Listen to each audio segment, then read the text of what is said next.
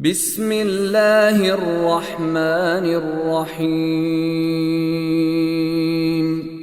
والشمس وضحاها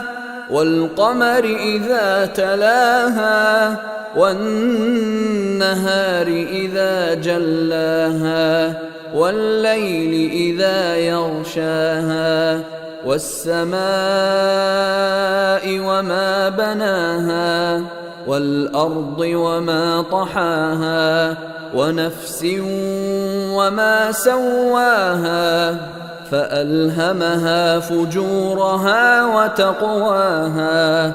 قد أفلح من زكاها وقد خاب من